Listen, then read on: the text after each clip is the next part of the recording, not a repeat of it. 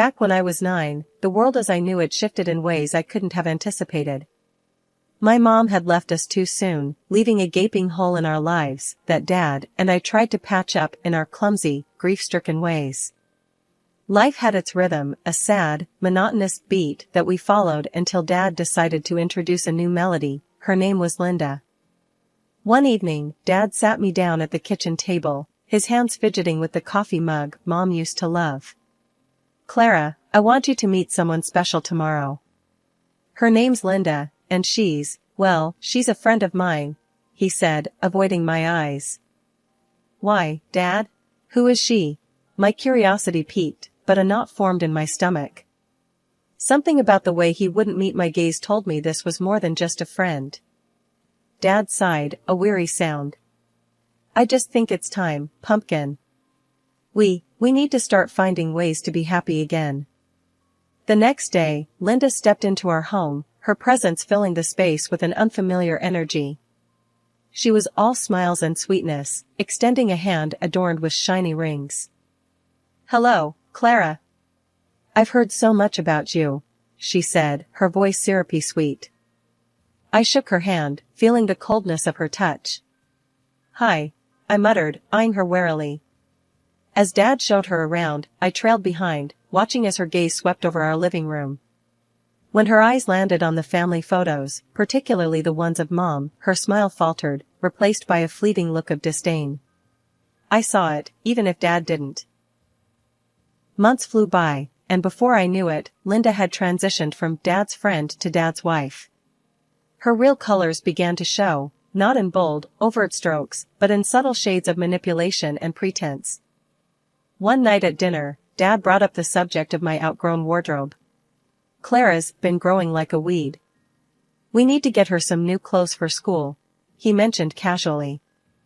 Linda jumped at the opportunity. "Oh, let me handle that. I love shopping, and I'll make sure Clara gets the best," she offered, her tone dripping with feigned enthusiasm. A week later, Linda unveiled her shopping spree results with a flourish. The clothes were laughable. Everything was several sizes too big, hanging off my shoulders and pooling at my feet. "Look at this, darling. I got everything on sale, and she'll grow into them. It's perfect," Linda exclaimed, holding up a dress that could double as a tent. Dad beamed at her, proud and grateful. "Linda, that's brilliant. So thoughtful of you." I tried to protest. "But Dad, they're too big. I'll look silly." Linda cut me off, her voice laced with a honeyed tone that bordered on patronizing. "Oh, sweetie, it's better this way. Kids your age grow so fast. Plus, we're saving money for more important things." I felt my cheeks burn with humiliation. The next day at school was as bad as I feared. "Hey, Scarecrow, where's the rest of the barn?" The taunts rang out, each word a needle to my already bruised heart. I came home that day, my spirit as tattered as the oversized clothes I was drowning in. I tried to explain to Dad how the other kids were making fun of me, but Linda was always there, a step ahead, smoothing over the cracks with her sweet lies. "Oh, Clara, I'm sure they're just jealous. You look lovely, and remember, we're being smart about our choices," she said, her hand resting falsely on mine. Dad nodded, agreeing with her. "Linda's right, Pumpkin. It's all about being smart." After the whole clothes fiasco, things didn't get any better. Linda, my stepmom, was playing her role to the hilt, fooling everyone with her act of kindness. To the outside world, she was the epitome of a caring mother, but behind closed doors, it was a whole different story. One evening, while Dad was late at work, Linda decided to help me with my homework. "Clara, let's get this math done, shall we?" she said, her voice dripping with fake sweetness. I wasn't keen on the idea, knowing well how her help usually turned out.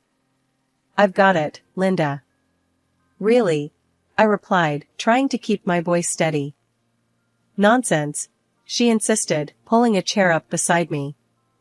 As she leaned over to see my workbook, her criticisms began.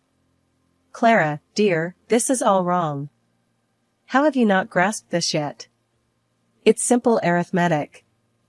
Her words stung, more so, because I knew my math was right. I double-checked it, Linda. It matches the examples in the textbook. I defended myself, my frustration growing. Linda tooted, shaking her head. You must have misunderstood the textbook, then. Here, let me show you the right way. She proceeded to correct my work, effectively making it all wrong. The next day, when my math teacher reviewed my homework, I got a lecture in front of the whole class about double-checking my work. Humiliated, I couldn't even explain that it wasn't my fault. That evening, I tried to tell Dad about it. Dad, Linda messed up my math homework on purpose, I said, hoping he'd see reason.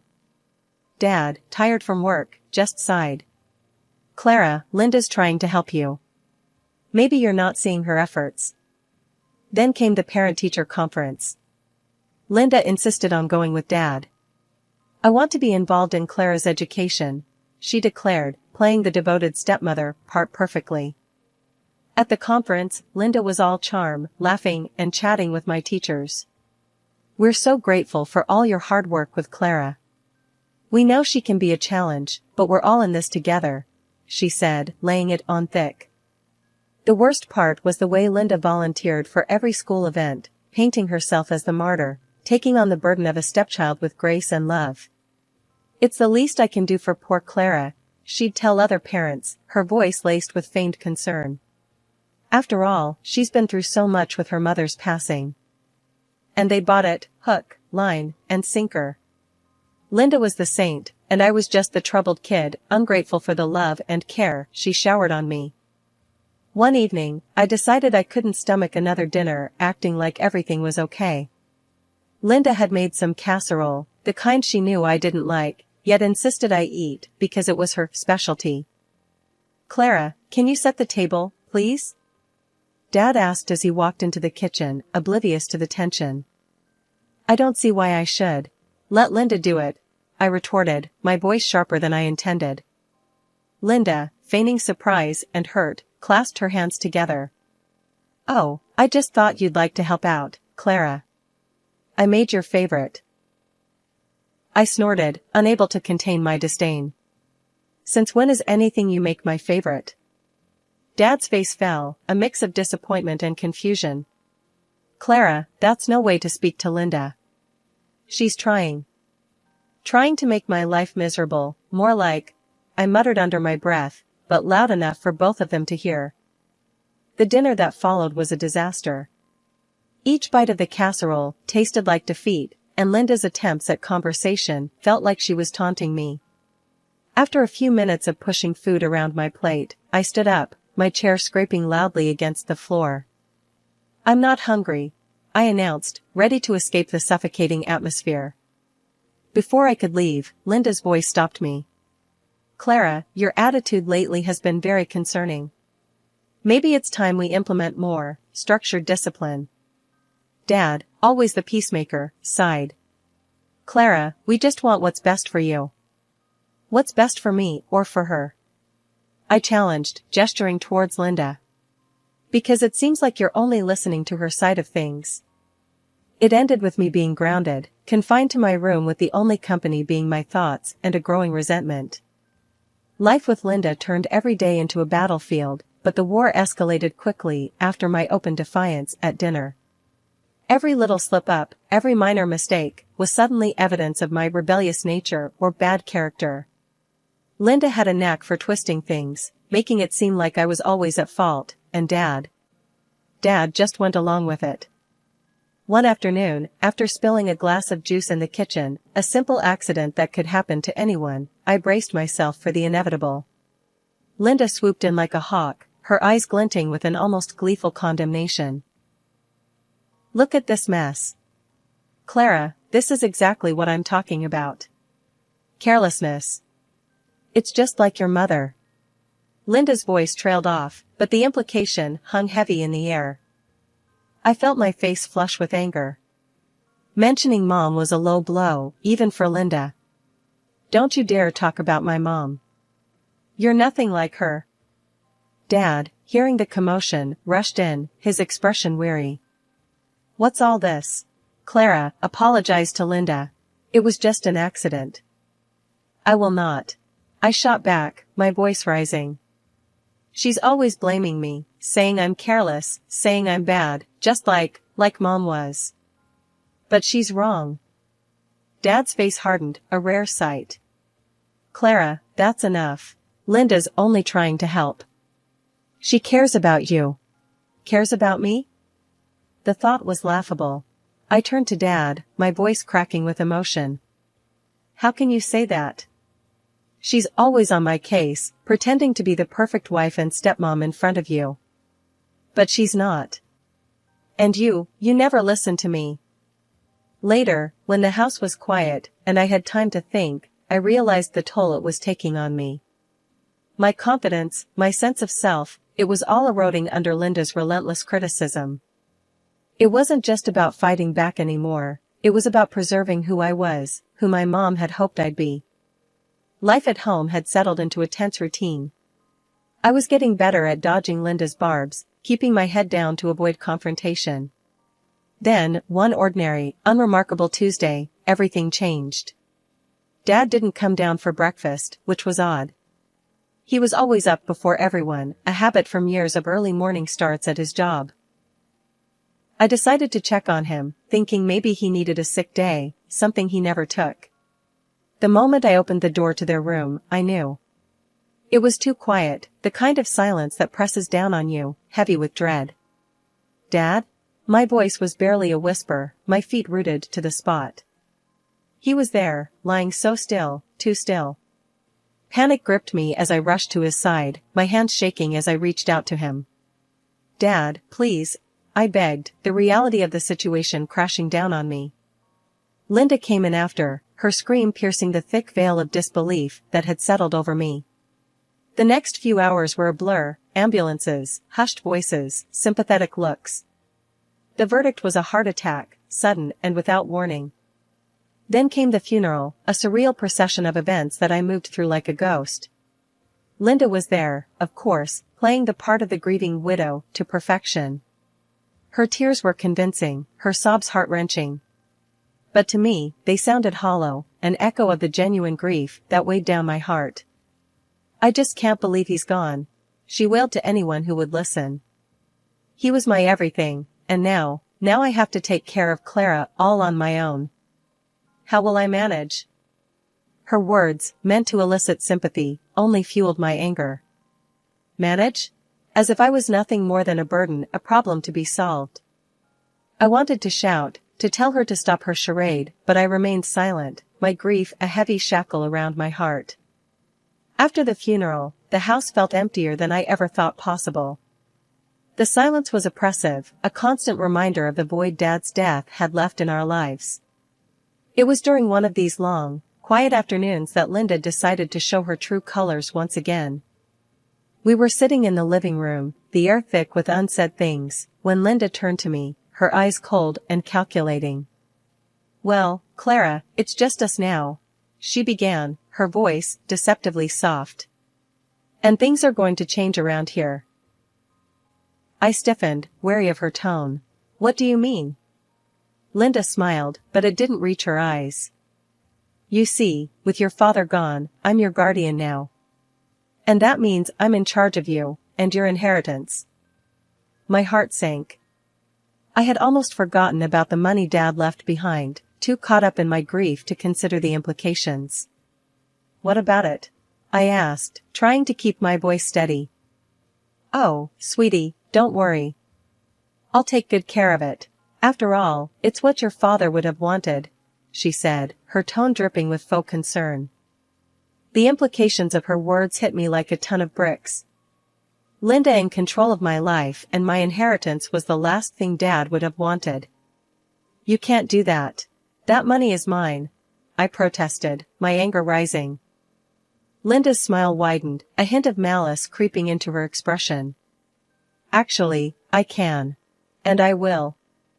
You're just a child, Clara. What do you know about handling money, about the real world? No, I'll be the one making the decisions from now on. And as for you, she paused, leaning in closer, you'd better learn your place and how to show some respect. Or else, your life is going to become very difficult. After the threats and the declaration of a twisted sort of guardianship from Linda, I knew I couldn't just sit back and let her run rampant over my life and my inheritance. It was time to fight back, but I needed an ally, someone who could help me navigate the legal and emotional battlefield I found myself in. That's when I thought of Aunt Sarah, Dad's sister. She'd always been kind to me, and I remember Dad saying how much she'd helped him through tough times. I picked up the phone, my hands shaking as I dialed Aunt Sarah's number. It rang 3 times before she answered. Hello? Aunt Sarah, it's me, Clara. Clara, how are you, honey? I've been so worried about you. I took a deep breath, steadying my nerves. I'm not good, Aunt Sarah. I need your help. It's Linda. The words tumbled out in a rush, all my fears, my frustrations, and Linda's threats pouring out into the open. Aunt Sarah was silent for a moment, and when she spoke again, her voice was firm, determined. I had my suspicions about her, Clara. Your dad was blinded by grief. Tell me everything, and we'll figure out a plan. I spent the next hour talking to Aunt Sarah, telling her about the oversized clothes, the fake kindness that fooled everyone but me, and, most importantly, Linda's plans for my inheritance. By the time we hung up, a seed of hope had been planted. Aunt Sarah promised she'd look into how she could become my legal guardian and protect me from Linda's grasp. The next morning, Aunt Sarah arrived, her presence in the house like a beacon of hope. Linda eyed her warily, sensing a shift in the balance of power but not yet understanding its source. Aunt Sarah wasted no time. Linda, we need to talk. It's about Clara. Linda folded her arms, a fake smile plastered on her face. What about her? It's simple. You're not suited to be her guardian. I'm taking legal steps to assume guardianship of Clara. Linda's smile faltered, her eyes narrowing. You can't do that. I'm her stepmother. I have rights. I finally spoke up, my voice stronger than I felt. I want to live with Aunt Sarah. I don't want to be here with you anymore, Linda. Linda laughed at that, a harsh, grating sound that echoed mockingly in the living room. You think you've got a say in this, do you?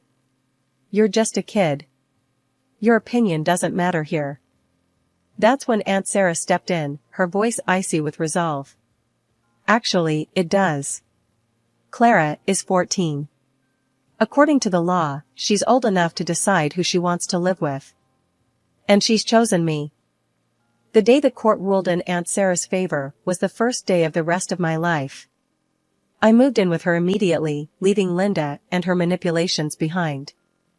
Aunt Sarah didn't just become my guardian, she became my mom in every way that mattered. She officially adopted me not long after, solidifying what we already knew to be true in our hearts. One evening, Aunt Sarah and I were sitting on the porch, watching the sunset paint the sky in shades of orange and pink. We'd been talking about school, about my future, when she turned to me, her expression thoughtful. Clara, you know you've got a whole world of possibilities ahead of you, right? She said, taking a sip of her tea. I shrugged, the weight of the past few years making it hard to see too far into the future. I guess. I just don't know where to start. Aunt Sarah set her tea down, turning to face me fully. Start with what you love. Remember, you've got your whole life to figure it out, but now's the time to explore, to try new things. Her words stirred something in me, a spark of ambition that Linda had almost smothered. I've always liked numbers, you know? Math, puzzles, that sort of thing, I admitted, feeling a bit shy about revealing my dream. Aunt Sarah's face lit up. That's fantastic, Clara. You know, there's a lot you can do with that. Accounting, engineering, economics, the sky's the limit. Economics, I repeated, the word feeling right. I like the sound of that. From that moment, Aunt Sarah was my biggest cheerleader.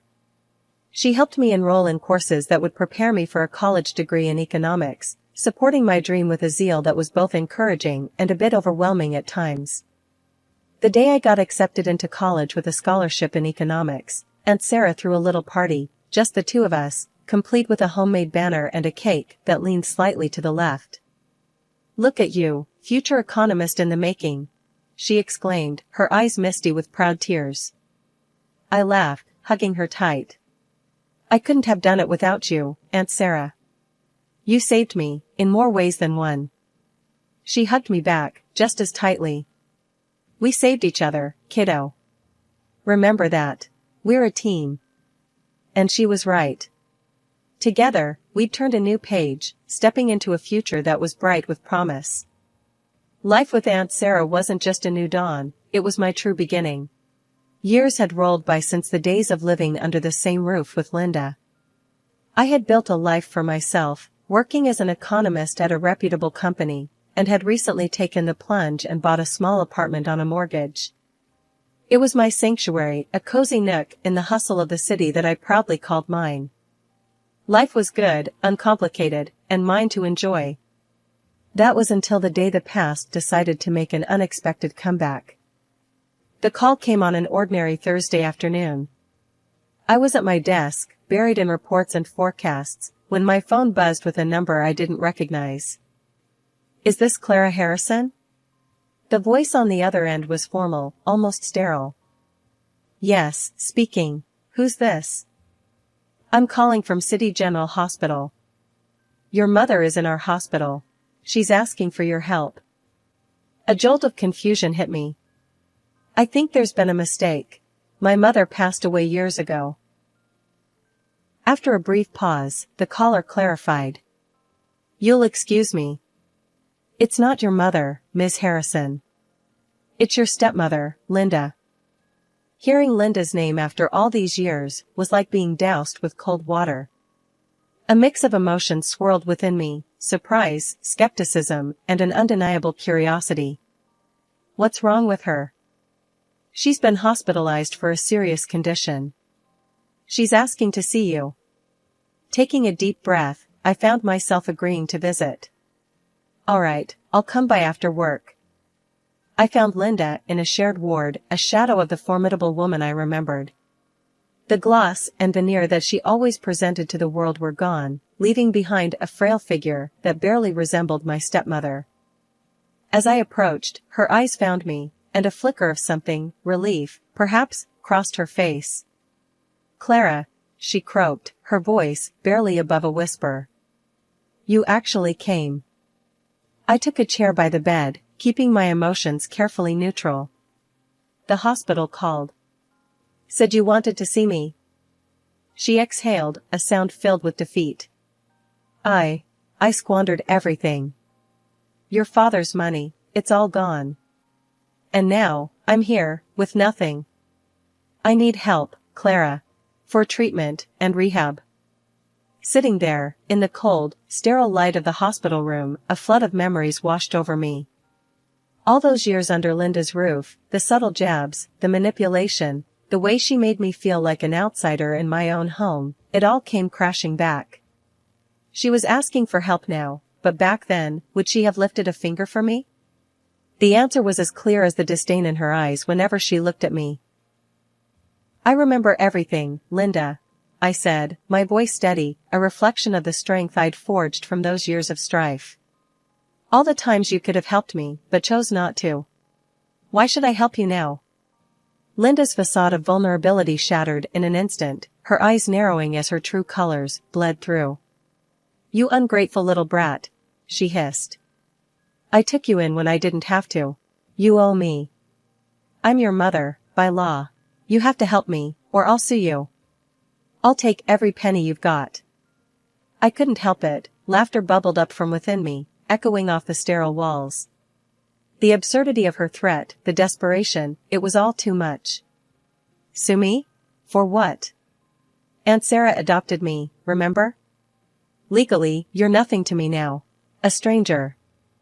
The realization hit Linda like a physical blow, her face contorting in anger and disbelief.